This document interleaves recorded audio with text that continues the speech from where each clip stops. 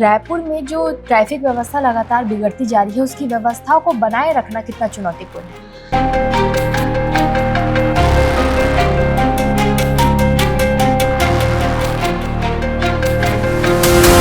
वाहनों की संख्या तेज़ी से बढ़ रही है, तो निश्चित रूप से ट्रैफिक को संभालना, उसको मैनेज करना एक बहुत चुनौतीपूर्ण कार्य है।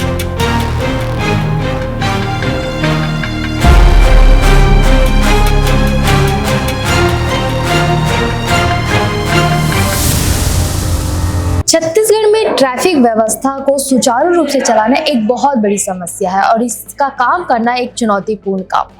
इसी क्रम में आज हम रायपुर की ट्रैफिक व्यवस्था के बारे में बात करेंगे और हमारे साथ इस विशेष चर्चा पर जुड़े हैं ट्रैफिक एडिशनल एसपी प्रशांत शुक्ला जी। सर, रायपुर में जो ट्रैफिक व्यवस्था लगातार बिगड़ती जा रही है, उसकी व्यवस्थाओं को बनाए रखना कितना चुनौतीपूर्ण है? जैसा कि विदित है कि लगातार जो है पॉपुलेशन भी बढ़ते जा रही है और जो है वाहनों की संख्या भी बढ़ते जा रही है। अभी रजिस्टर्ड व्हीकल अपने रायपुर में 27 लाख के ऊपर है और जब हमारा प्रदेश जब बना था 1 नवंबर 2000 को, उस समय रजिस्टर्ड व्हीकल की संख्या 80,000 थी और आज इतने लगभग 30 गुना से ज़्यादा व्हीकल्स बढ़ चुके हैं, जबकि रोड्स की स्थिति कमोबेश वही है। बहुत ज़्यादा जो है बहुत सारे काम हुए हैं, चौड़ीकरण हुआ है, केनाल रोड बने हैं, एक्सप्रेस वे बने हैं, लेकिन इसके बावजूद जो है वाहनों की संख्या तेज़ी से बढ़ रही है। तो निश्चित रूप से ट्रैफिक को संभालना, उसको मैनेज करना एक बहुत चुनौतीपूर्ण कार्य है और ये हमारा जो ट्रैफिक का बल है लगभग 450 का, और जो हमारा ITMS है, कंट्रोल रूम, जिसमें सिग्नल्स और जितनी CCTV कैमरा है उसकी मॉनिटरिंग होती है, इसके माध्यम से हम लोग करते हैं। लगातार देखी जा रही है कि इस बार भी दिवाली के धनतेरस में लाखों की संख्या में गाड़ियों की खरीदारी हुई है, खरीद फरोख्त चलती रहती है। साल भर, हर दिन, हर महीने कई हजार गाड़ियां खरीदी जाती है, जिससे ट्रैफिक व्यवस्था पर बहुत भार पड़ता है। लोग सिग्नल्स तोड़ते हैं, ट्रैफिक नियमों की धज्जियां उड़ाते हैं। सर, उस पर जो कार्रवाई की जाती है वो कैसे की जाती है और कितनी वो चुनौतीपूर्ण रहती होगी लोगों से ट्रैफिक व्यवस्था को सुचारू रूप से चलानी, उनकी देख रेख करने के लिए अपील करनी? ट्रैफिक वायलेशंस जैसे कि विदाउट हेलमेट या ट्रिपल राइडिंग या फिर विदाउट सीट बेल्ट या फिर रेड लाइट जंप करना या ओवर स्पीडिंग करना, रॉन्ग साइड में चलना, परमिट शर्तों का उल्लंघन करना, रजिस्ट्रेशन शर्तों का उल्लंघन करना, ये अलग अलग प्रकार के बहुत सारे वायलेशंस ट्रैफिक के होते हैं, जिसमें जो है हम लोग मैनुअल कार्रवाई भी करते हैं और ऑनलाइन भी चालान जनरेट होता है उनके नाम पे। तो मैनुअल कार्रवाई तो लगभग 20% ही है, 80% जो है हमारा ऑनलाइन चालान का ही सिस्टम, ताकि हमारा इंटरेक्शन ज़्यादा ना करना पड़े उनको और हम ऑनलाइन माध्यम से ही उनको चालान भेज दें। इसी क्रम में अभी 10 महीने का अगर रिकॉर्ड देखें तो 1 लाख से अधिक जो है प्रकरण बनाए जा चुके हैं, जिसमें लगभग 12 करोड़ रुपए जो है समन शुल्क की वसूली की जा चुकी है, पेनाल्टी। सर, जनसंख्या की अगर बात करें तो रायपुर में गाड़ी चलाने वालों की संख्या बहुत ज़्यादा है और उसके मुकाबले ट्रैफिक पुलिस बहुत कम संख्या में है। क्या नई भर्ती की कोई जानकारी आई है, कोई नई पहल की जा रही है उसको सुचारू रूप से व्यवस्थित करने के लिए? अभी जो नई भर्तियां हुई हैं, बहुत दिनों बाद जो है लगभग 5-7 साल से कोई भर्तियां हुई नहीं थी, तो नई भर्ती हो रही है और वो लोग अभी ट्रेनिंग में हैं। ट्रेनिंग के बाद कुछ दिन, 1 आध साल में हमको बल मिलेगा, ऐसी उम्मीद है, जिससे निश्चित रूप से हमारा थोड़ा स्ट्रेंथनिंग होगा जो है जिला पुलिस और साथ में ट्रैफिक भी। सर, आजकल देखते हैं कि लोगों के अंदर ना बाइक रेसिंग का काफी ज्यादा क्रेज चल गया है। लोग अपने आप को बाइक रेसिंग में ज्यादा झोंकते हैं, हेलमेट नहीं पहनते हैं, कोई भी नियम कानून नहीं मानते हैं, रेड लाइट रहती है सिग्नल में फिर भी उसको क्रॉस कर देते हैं। अपने साथ साथ दूसरों की जानों को भी जोखिम में डाला जाता है। उनके ऊपर किस तरीके की कार्रवाई की जाती है, कैसे उन्हें अनुशासन सिखाया जाता है? आपने जितने क्वेश्चन किए हैं कमोबेश, इसके लिए मैं केवल 2 शब्द यूज़ कर सकता हूँ, ट्रैफिक सेंस। पब्लिक में ट्रैफिक सेंस कैसे हम डेवलप करें, कैसे उन्हें जो है समझाएं कि हेलमेट पहनना केवल ट्रैफिक रूल्स के लिए ज़रूरी नहीं है, बल्कि इसलिए भी ज़रूरी है कि आपका जान जोखिम में ना आए। इसके अलावा ओवर स्पीडिंग ना करें। अभी जितनी भी नवंबर माह में जो अभी शुरुआत में जो 5-6 जो एक्सीडेंट में मौतें हुई हैं, उसका कारण ओवर स्पीडिंग ही थी और ओवर स्पीडिंग साथ में हेलमेट नहीं पहनना, है ना। गाड़ियाँ जो है ओवर स्पीड चला रहे थे और जनरली युवा वर्ग जो है इसमें ज़्यादा इन्वॉल्व होता है कि ओवर स्पीडिंग करता है। तो आपके माध्यम से मैं लोगों से अपील भी करना चाहूँगा, खासकर पेरेंट्स से, कि अपने बच्चों पे ध्यान दें, किस तरह से वो गाड़ी चला रहे हैं, उनके पास वैध लाइसेंस है कि नहीं है, और वो लोग जो है नशा तो नहीं करते हैं और नशे में तो गाड़ी नहीं चलाते हैं। इन सब चीज़ों का ध्यान रखें, क्योंकि ये उनकी सुरक्षा के लिए है, और अपनी भी सुरक्षा करें और दूसरों की का भी जान जोखिम में ना डालें, है ना। नहीं तो ऐसा होता है कि लोग जो है एक्सीडेंट करते हैं, उसमें निर्दोष लोग भी बेचारे सफ़र करते हैं उसके कारण। अच्छा सर, नशे के बारे में जो भी आपने जानकारी दी है, अधिकतर देखा जाता है कि रात को युवा पीढ़ी जो है वो नशा करके गाड़ी चलाती है। उस पर आप लोगों की चालानी कार्रवाई भी हो रही है, लगातार चेकिंग्स भी चल रहे हैं। कितनी गाड़ियां पकड़ाई हैं अभी पिछले 1 साल में, और कितनी कार्रवाई हुई है चालानी? अभी जो है इस साल जो है हम लगातार जो है वरिष्ठ पुलिस अधीक्षक महोदय का निर्देश है कि डेली जो है चेकिंग पॉइंट लगना चाहिए। तो हम लोग 3-4 पॉइंट डेली लगाते हैं रात 11 बजे से 2 बजे के बीच में, और इसमें हमारी लगभग 1500 से अधिक की अभी तक की इस 10 महीने में कार्रवाई हम लोग कर चुके हैं। और इसमें क्या होता है कि एक प्रकरण में लगभग 10,000 की पेनल्टी लगती है धारा 185 एमवी एक्ट के तहत, और अगर इसमें लाइसेंस नहीं है तो 5,000 और एक्स्ट्रा जुड़ जाता है। तो ये एक बड़ा हैवी मतलब थोड़ा पेनल्टी इसमें लगता है, और ये जो भी होता है कोर्ट्स के माध्यम से ही होता है, हम लोग इसमें डायरेक्ट चालान नहीं कर सकते हैं। तो कोर्ट में भी उनको थोड़ा सा मतलब गाड़ियाँ जब्ती में रहती हैं, तो जब तक कोर्ट से रिलीजिंग ऑर्डर नहीं मिलता तब तक नहीं मिलती। तो इसलिए ये ड्रंक एंड ड्राइविंग की कार्रवाई थोड़ा मतलब कहा जाए कि ज़्यादा प्रभावी होती है। एक और चीज़ देखी जाती है सर, लोग जब 4 व्हीकल में रहते हैं, नशे किए रहते हैं, तो अपने साथ युवतियों को रखते हैं ये बोलकर कि शायद इस बेसिस हमारे साथ कोई फीमेल है तो पुलिस कम चालान लगाएगी या एक बार के लिए पुलिस छोड़ देगी। ऐसा भ्रामक लोगों के मन में ना एक बात आ गई है। तो ये कितनी सही है, कितनी झूठ है? क्या युवतियों अगर नशा कर रहे हैं, लोग व्हीकल्स चला रहे हैं, तो युवतियों के साथ में रहने से नहीं छोड़ा जाता है, या फिर चालानी कार्रवाई होती है, पेनल्टी लगती है? नहीं, ये भ्रांतियां हैं। चालानी कार्रवाई तो नहीं होती ही है, कोई चाहे युवती को बैठाए साथ में या किसी को भी, हम लोग तो उसमें ड्राइविंग सीट पे जो है उससे ब्रेथ एनालाइजर से हम लोग चेकिंग जरूर करते हैं, और अगर वो मिलता है ड्रंक एंड ड्राइविंग तो कार्रवाई होती है, गाड़ी जब्त होती है उसकी। तो सर, क्या युवती जो रात को एक नशे के हालत में युवक के साथ घूम रही है, क्या उनकी फैमिली को फिर फ़ोन करके उनको अवगत कराया जाता है कि आपकी फैमिली की, आपकी ये बेटी इतने रात को घूम रही है, ये सेफ नहीं है? क्योंकि ये भी एक लगता है कि ज़रूरी चीज़ है कि उनके अभिभावकों को पता होना चाहिए कि वो रात को गलत तरीके से घूम रहे हैं। हाँ, अगर ऐसा लगता है कि ये संदिग्ध है और इसमें मतलब लड़की के माँ बाप को पता होना चाहिए कि ऐसा है, तो ज़रूर हम लोग करते हैं कि उसके अभिभावक को हम सूचना दें। सर, बचपन में तरह तरह की चीज़ें आती रहती है दिमाग में कि हम बड़े होकर डॉक्टर बनेंगे, पुलिस बनेंगे, IAS ऑफिसर बनेंगे। कई लोग मतलब आज की युवा पीढ़ी तो सीधा एक्टर, सिंगर, डांसर ऐसा बनना चाहती है। आपकी बचपन में ऐसी कोई ख्वाहिश जो आप बड़े होकर बनना चाहते थे? बड़ा मतलब स्ट्रॉन्ग रीज़न है इसके पीछे, बड़ी दिलचस्प कहानी है, मतलब जो रियल है, मतलब कोई भी ऐसी बनावटी कहानी नहीं है।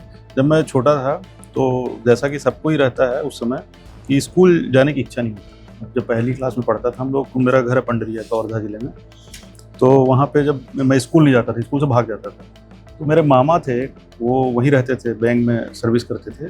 तो वो मेरे को जब भी मैं स्कूल से भागता था पकड़ते थे, और मेरे को ले जाके उनके थाने में, उनके थानेदार से परिचित थे वो, तो थाने में ले जाकर बैठा देते थे। पुलिस का डर दिखाते थे कि पुलिस वाले तेरे को अंदर कर देंगे, जेल में बैठा देंगे अगर तू नहीं जाएगा तो बहुत बुरा लगता था मेरे को। यार पुलिस वाले लोग, बगल में सिपाही लोग बैठ जाते थे और मेरे को करीब 10-15 मिनट वैसे बैठना पड़ता था। फिर मैं डर के कारण स्कूल जाता था, तो मेरे मन में एक रहता था कि मैं क्यों ना मैं पुलिस का बहुत बड़ा अधिकारी बन जाऊँ, जिससे थाने वाले कभी मेरे को डर ना दिखा पाएँ।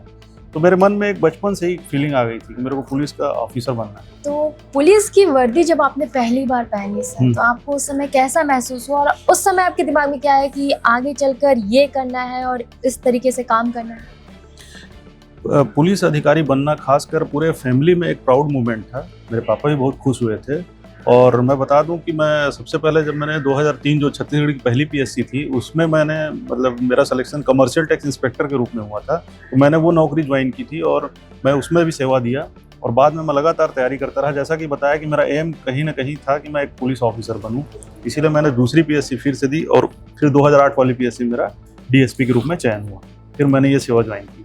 तो जब पहली बार वर्दी पहने तो निश्चित रूप से बड़ा प्राउड फील हुआ, और अभी भी होता है जब भी वर्दी पहनते हैं तो एक अच्छा फील होता है, बहुत गौरवान्वित महसूस करते हैं। सर, जब से आप ट्रैफिक एडिशनल एसपी बने हैं, उस समय से लेकर अब तक में सबसे चुनौतीपूर्ण और सबसे संतोषजनक मूवमेंट आपके लिए क्या रहा है?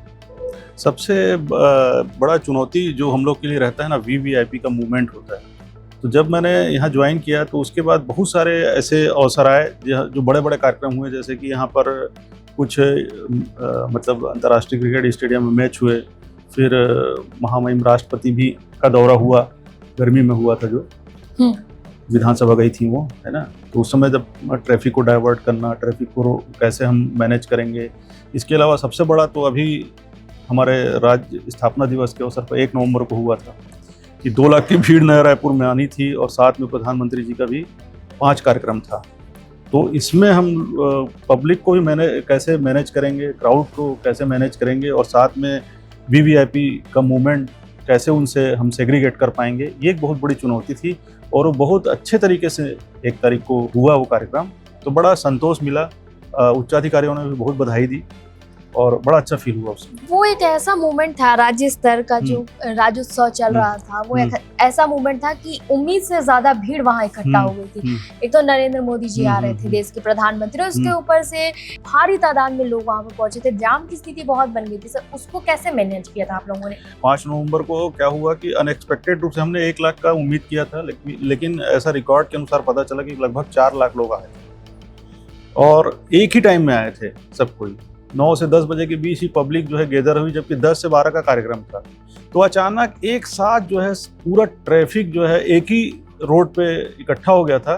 तो इसमें हम लोग को बहुत मशक्कत करनी पड़ी और मैं मतलब जो समझदार थे जो वो लोग समझते थे कि ये मतलब बहुत वाकई चुनौतीपूर्ण है और इसमें कोई भगदड़ ना मचे जैसे बेंगलोर में हुआ, या कोई हादसा ना हो जाए, दुर्घटना ना हो जाए, हम इसके लिए चिंतित थे। ट्रैफिक मैनेज करना उस समय सेकेंडरी था, ट्रैफिक तो हम लोग मैनेज कर रहे थे। ट्रैफिक कहीं भी जाम नहीं हुआ और भले थोड़ा ट्रैफिक स्लो रहा, धीरे धीरे गाड़ियाँ निकली, लेकिन हम लोग जो है बहुत अच्छे तरीके से उसको वीवीआईपी लोग को भी अलग से निकाल लिए और साथ में ट्रैफिक चलता रहा। तो लगभग 2 से 2:30 बजे जो है पूरा ट्रैफिक नया रायपुर से हम लोग क्लियर कर दिया और कोई हादसा नहीं हुआ। तो माननीय जो पुलिस महानिदेशक महोदय ने इसके लिए हम सभी को, पूरे रायपुर पुलिस को बधाई भी दी थी कि आप लोगों ने विदाउट सिंगल इंसिडेंट जो है इतना अच्छा कार्यक्रम करवाया। तो ये तो हुई सर आपके काम से जुड़ी बातें। कुछ चीजें काम से अलग भी होती है, जैसे कुछ हॉबीज होती हैं कई लोगों की, सिंगिंग, डांसिंग। आपकी ऐसी कोई हॉबी रही होगी या आप अभी भी आपको लगता है कि एक मौका इस चीज में भी मुझे मिलना चाहिए? मेरी ना 2 बहुत स्ट्रॉन्ग हॉबी है। एक तो क्या है, मैं बचपन से गाना गाता हूँ, वो बचपन से ही पैदाइशी शौक है मेरे को। और जो लीजेंड्स जो किशोर दा वो मेरे आइडियल हैं। तो मैं जनरली मतलब सभी गायकों के गाने गाता हूँ, लेकिन उनको बहुत ज़्यादा पसंद करता हूँ और उनसे ही मैं मतलब सीखने का भी प्रयास करता हूँ। और अभी मतलब छत्तीसगढ़ी एक गाना भी हमारा कंपोज हुआ है राज्य स्थापना दिवस के अवसर पर, गुन गाँव में छत्तीसगढ़ के, ये गाने के बोल हैं। तो उसका भी लिंक मैं आपको शेयर कर दूंगा और अच्छा लगे तो आप भी उसको लाइक सब्सक्राइब कीजिए, है ना। तो मैं निश्चित रूप से जब भी मेरे को लीजर टाइम मिलता है तो मैं गाना गाता हूँ और बहुत स्ट्रॉन्ग हॉबी है, मतलब मैं अच्छे से ही उसको करता हूँ। और मैं प्रोफेशनल सिंगर भी बन सकता था, परंतु चूंकि अभी इस जॉब में हूँ तो अभी तो नहीं बन पाऊँगा, भविष्य में देखेंगे। और इसके अलावा दूसरी मेरी हॉबी एस्ट्रोलॉजी, बचपन से वो भी मेरे को शौक रहा है। मेरे नाना जी अच्छे ज्योतिष थे, तो घर में वैसा माहौल था, तो हमने जो है बहुत सारी बुक्स वगैरह रीड की है, चाहे पामिस्ट्री हो या फेस रीडिंग हो या फिर वो कुंडली वाला है, तो मैं वो भी बहुत अच्छे से, मतलब मेरी पूरी लाइब्रेरी है और वो भी मैं देखता रहता हूँ। आप गाना भी गाते हैं और भविष्य भी देखते हैं, उसके अलावा आप ट्रैफिक व्यवस्थाएं भी संभालते हैं। तो सर, अभी जो आपने बताया कि आपने ये गाना गाया है, क्या उसके 2 बोल आप गा सकते हैं प्लीज? हाँ बिल्कुल गा सकते हैं, क्यों नहीं। प्लीज गाइए। गुनगांव में छत्तीसगढ़ के, गुनगांव में छत्तीसगढ़ के, महिमा जेकर महान। गुनगांव में छत्तीसगढ़ के, महिमा जेकर महान। जी हाँ, गाड़ा गाड़ा होते धान रे संगी, गाड़ा गाड़ा होते धान। जी हाँ, गाड़ा गाड़ा होते धान रे संगी, गाड़ा गाड़ा होते धान। बहुत बहुत बढ़िया गाया सर आपने, और हमारी शुभकामनाएं हैं कि आप आगे इसी तरीके से और भी गाते रहें। Thank you. अब बात करते हैं सर अब युवाओं के बारे में। जो आजकल आप देखते हैं कि युवा नशाखोरी में ज़्यादा रहती है, आप उन्हें क्या संदेश देना चाहेंगे अपने तरफ से? एज अ एडिशनल एसपी आप क्या उन्हें सजेस्ट करना चाहेंगे कि वो ये सारे काम छोड़कर अपने भविष्य की तरफ ध्यान दें, अपने भविष्य में कुछ कर गुजरे? नशा जो है बहुत बड़ी एक सामाजिक बुराई है और ये इससे हमारा युवा पीढ़ी पूरी बर्बाद हो जाती है। जो नशा करने वाला होता है उसका पूरा परिवार तहस नहस हो जाता है। हमने देखा है बहुत करीब से कि जिसके भी परिवार में अगर कोई लड़का या लड़की युवा जो भी नशा करता है तो वहाँ घर का माहौल पूरा अशांत रहता है और उसका भविष्य खत्म हो जाता है। तो मैं तो हर जगह हर प्लेटफॉर्म पे अपील ही करता हूँ कि बिल्कुल नशा छोड़ें और अगर कहीं कोई नशा करता है तो उसको रिहेबिलिटेशन सेंटर में तुरंत भेजें। और नशे पे लगातार जो है रायपुर पुलिस भी कार्रवाई कर रही है, बहुत बड़े बड़े रैकेट अभी पकड़ाए हैं और आगे भी नशा मुक्त करना जो है ये मिशन मोड ही है हमारे वरिष्ठ पुलिस अधीक्षक महोदय का, आईजी साहब का। तो उस पर लगातार कार्रवाई कर रहे हैं। लेकिन ये जब तक हम लोग सेल्फ डिसिप्लिन नहीं रखेंगे, सेल्फ कंट्रोल नहीं रखेंगे, अपने परिवार में ऐसा माहौल नहीं रखेंगे और प्रॉपर वॉच नहीं करेंगे बच्चों की एक्टिविटीज़ पे, तब तक जो है ये संभव नहीं हो पाएगा। अतः मैं सभी पेरेंट्स से अपील करूंगा आपके माध्यम से कि अपने बच्चों की छोटी छोटी चीज़ों पे निगाह रखें, किस एक्टिविटीज़ में है, कहीं गलत दोस्ती यारी तो नहीं है उनकी, और इससे तभी इस पे कंट्रोल किया जा सकता है। सर, आपने पीएससी का एग्ज़ाम क्लियर किया, उसके बाद आप इस पद पर आए, तो अभी कई युवा ऐसे हैं जो पीएससी का एग्ज़ाम दे रहे हैं, आप उन्हें क्या कहना चाहेंगे? कौन सी स्ट्रैटेजी से उनको पढ़ाई करनी चाहिए कि पीएससी में वो सफलतापूर्वक कोई पद हासिल कर सकें?